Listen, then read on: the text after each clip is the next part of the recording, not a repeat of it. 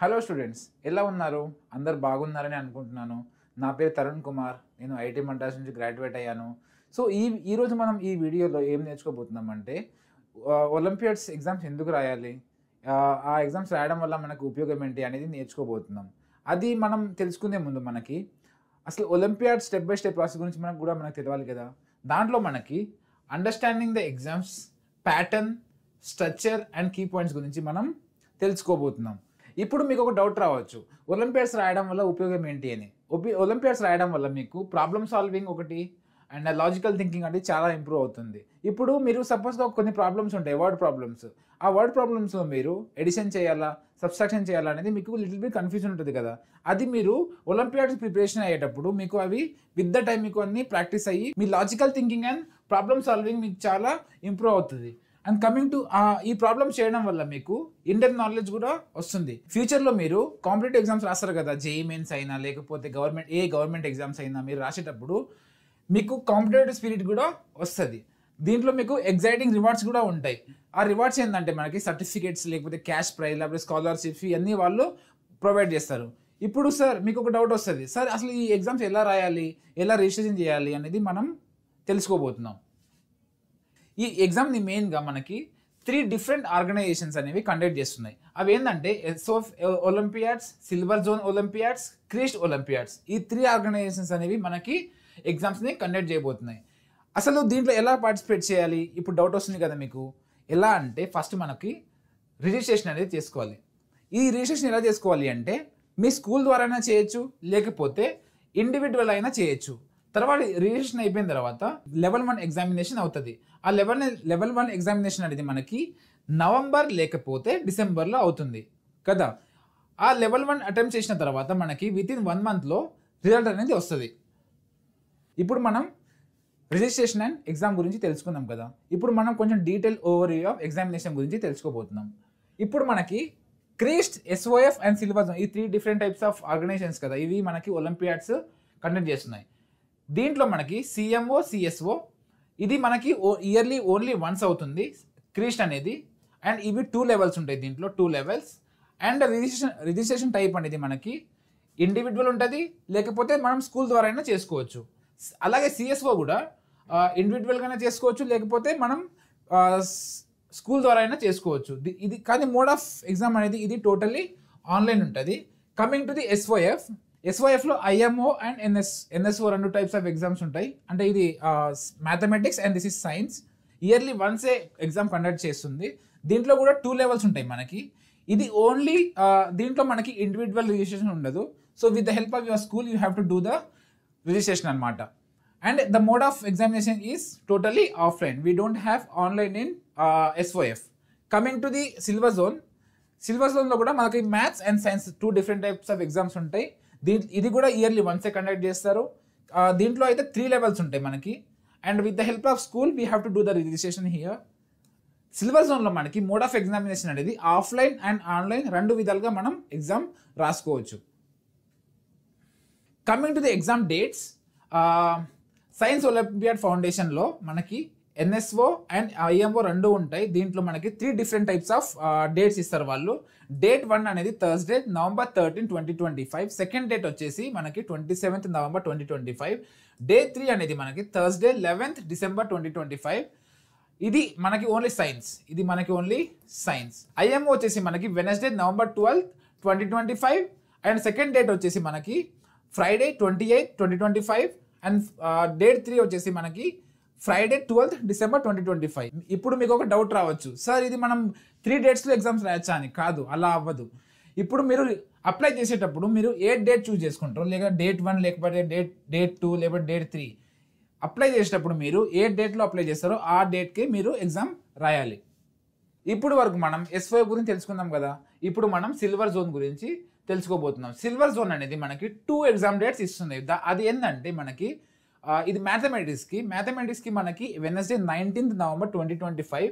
Second date వచ్చేసి మనకి Tuesday 16 December 2025. Coming to the science ఏంటంటే మనకి దాంట్లో కూడా 2 డేట్స్ ఇస్తున్నాయి. అది ఎప్పుడంటే ట్యూస్డే నవంబర్ 2025. సెకండ్ డేట్ వచ్చేసి మనకి 10th December 2025. ఇప్పుడు వరకు మనం SOF అండ్ సిల్వర్ జోన్ రెండు ఎగ్జామ్స్ గురించి తెలుసుకుందాం కదా. ఇప్పుడు మనకి ఓన్లీ లాస్ట్ వన్ మిగిలేదు ఏంటంటే క్రీస్ట్. క్రీస్ట్లో మనకి mathematics and science 2 types of exams ఉంటాయి మనకి. సో దీంట్లో మనకి లెవెల్ 1 ఎగ్జామ్ అండి 2 డేట్స్లో కండక్ట్ చేస్తున్నారు. అదేంటంటే 13th and 28th December 2025. మ్యాథమెటిక్స్లో మనకి లెవెల్ 2 ఎగ్జామ్ అనేది 6th and 7th February 2026లో మనకి ఎగ్జామ్ కండక్ట్ చేస్తారు. If you're qualifying for the level 1 examination, then only you are eligible for the level 2 examination. Coming to the science Olympiads, level 1 exam వచ్చేసి మనకి 6th and 16th December 2025లో conduct చేస్తున్నారు. Level 2 exam వచ్చేసి మనకి 3rd and 4th February 2026లో మనకి conduct చేస్తున్నారు. ఇప్పుడు వరకు మనం SOFలో ఎగ్జామ్ డేట్స్, సిల్వర్ జోన్లో ఎగ్జామ్ డేట్స్ అండ్ క్రీస్ట్లో ఎగ్జామ్ డేట్స్ గురించి తెలుసుకుందాం కదా. ఇప్పుడు మనం ఒలింపియాడ్ ఎగ్జామ్ స్ట్రక్చర్, అసలు క్వశ్చన్ పేపర్ ఎలా వస్తుంది అనేది మనం ఈ 3 SOF, క్రీస్ట్ అండ్ సిల్వర్ జోన్లో మనం తెలుసుకోబోతున్నాం. ఒలింపియాడ్ ఎగ్జామ్ స్ట్రక్చర్లో మనకి first SOF NSO level 1 examination గురించి తెలుసుకోబోతున్నాం మనం. ఇది 5th to 10th స్టాండర్డ్ వాళ్ళకి ఎలిజిబుల్. దీంట్లో సెక్షన్లో logical reasoning, science and achiever section అనేది 3 సెక్షన్స్ ఉంటాయి మనకి. లాజికల్ రీజనింగ్లో మనకి 10 క్వశ్చన్స్కి 10 మార్క్సే వస్తాయి, 35 క్వశ్చన్స్కి 35 మార్క్స్ అండ్ 5 క్వశ్చన్స్కి into 3 which is nothing but 15. So మనకి టోటల్ నెంబర్ ఆఫ్ క్వశ్చన్స్ వచ్చేసి 50 క్వశ్చన్స్ వస్తాయి మనకి and total number of marks అనేది 60. వన్స్ మీరు లెవెల్ 1 ఎగ్జామినేషన్ క్వాలిఫై అయిన తర్వాత మీకు లెవెల్ 2 ఎగ్జామ్ అనేది కండక్ట్ చేస్తారు. దాంట్లో మనకి 5th నుంచి 10th స్టాండర్డ్ వరకు కండక్ట్ చేస్తారు. కానీ మనకి ఇక్కడ మెయిన్ డిఫరెన్స్ వచ్చి ఏంటంటే లెవెల్ 1లో ఏంటి మనకి logical reasoning, science and achiever section 3 sections ఇస్తున్నారు కదా లెవెల్ 1లో. కానీ లెవెల్ 2కి వచ్చేసరికి మనకి సైన్స్ అండ్ అచీవర్ సెక్షన్ 2 సెక్షన్సే ఉంటాయి.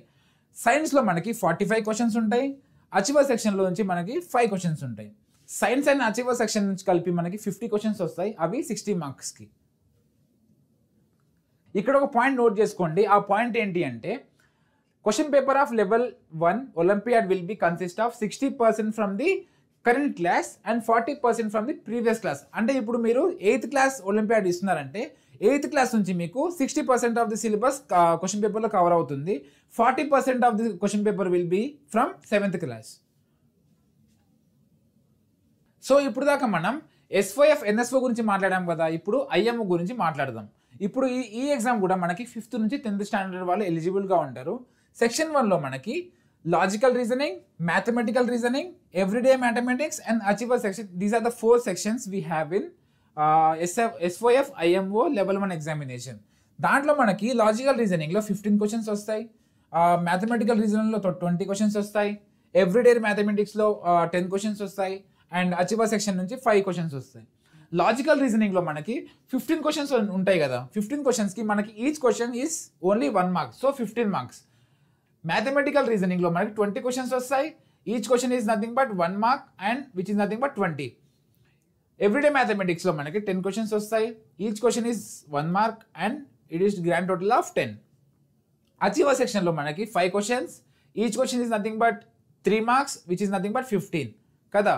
వన్స్ మీరు లెవెల్ 1 క్వాలిఫై అయితే లెవెల్ 2 ఎగ్జామ్స్ కూడా మీకు కండక్ట్ చేస్తారు. దాంట్లో మనకి దానికి డిఫరెన్స్ ఏంటంటే మనకి దీంట్లో 4 సెక్షన్స్ వస్తాయి, దీంట్లో లెవెల్ 2లో మనకి 2 సెక్షన్సే వస్తాయి. దాంట్లో ఏంటంటే మనకి mathematics and achiever section, these are the only 2 sections that are there in level 2 examination. మ్యాథమెటిక్స్లో మనకి 45 క్వశ్చన్స్ వస్తాయి, అచీవర్ సెక్షన్లో మనకి 5 క్వశ్చన్సే వస్తాయి.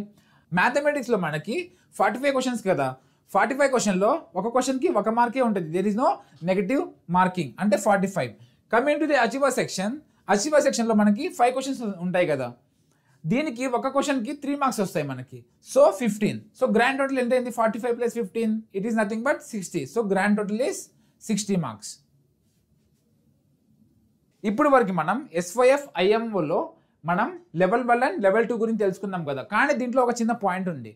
Same SOF NSOలో 60% of the syllabus from current class and 40% of the syllabus from previous class కదా. దీంట్లో కూడా same IMOలో కూడా మీకు సపోజ్గా మీరు 8th గ్రేడ్లో ఉంటే 8th గ్రేడ్ నుంచి 60% ఆఫ్ ది క్వశ్చన్ పేపర్ వస్తుంది, 40% అనేది 7th గ్రేడ్ నుంచి వస్తుంది.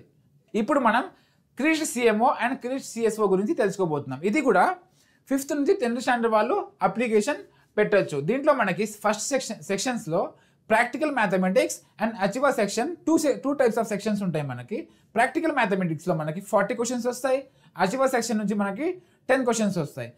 ప్రాక్టికల్ మ్యాథమెటిక్స్లో 40 క్వశ్చన్స్ కదా, ఒక క్వశ్చన్కి only 1 mark, no negative marks. And coming to the achiever section, ఈ నెంబర్ ఆఫ్ క్వశ్చన్స్ ఆర్ 10. ఒక క్వశ్చన్కి 2 మార్క్స్ ఉంటాయి, which is nothing but 20 marks. So 40 + 20 is nothing but grand total of 60 marks. Okay, ఇప్పుడు వరకు మనం SOF అండ్ క్రిస్ట్ గురించి తెలుసుకుందాం కదా. ఇప్పుడు మనం సిల్వర్ జోన్ గురించి తెలుసుకోబోతున్నాం. దీంట్లో కూడా 3 సెక్షన్స్ ఉంటాయి. సెక్షన్ 1 అనేది మ్యాథమెటిక్స్, సెక్షన్ 2 అనేది రీజనింగ్ అండ్ యాప్టిట్యూడ్, సెక్షన్ 3 అనేది మనం scholar zone. So number of questions అనేది మనకి 6th క్లాస్ నుంచి 8th క్లాస్ వాళ్ళకి 35 క్వశ్చన్స్ వస్తాయి. 9th నుంచి 12th వరకు క్లాస్ వాళ్ళకి మనకి 40 క్వశ్చన్స్ అనేది ఉంటాయి. ఇప్పుడు మీరు మీ ప్రిపరేషన్ స్టార్ట్ చేయాలి కదా. ప్రిపరేషన్ ఎలా స్టార్ట్ చేయాలి అంటే, మీకు ఫౌండేషన్ అండ్ సిలబస్ కవరేజ్, అంటే కవరేజ్ ఆఫ్ సిలబస్ అనేది పర్ఫెక్ట్ ఇన్ ద మేనర్ ఉండాలి కదా. మీకు ప్రాక్టీస్ అండ్ స్కిల్ బిల్డింగ్, అంటే మీకు రైట్ డైరెక్షన్లో రైట్ ప్రాక్టీస్ కావాలి కదా. దానికోసం మేము మీకోసం ఉన్నాం. మేము మీకు రోజు revision and mock paper solving, అంటే ప్రీవియస్ ఇయర్ క్వశ్చన్స్ మేము మీకు ప్రాక్టీస్ చేపిస్తాం. మీరు మీ ప్రిపరేషన్ కోసం రేపటి నుంచి మాతో సిస్టర్ క్లాస్లో జాయిన్ అవ్వండి. షెడ్యూల్ వచ్చేసి మండే నుంచి సాటర్డే వరకు 5 PM to 6 PM, 6 PM to 7 PM in multiple languages. Thank you so much.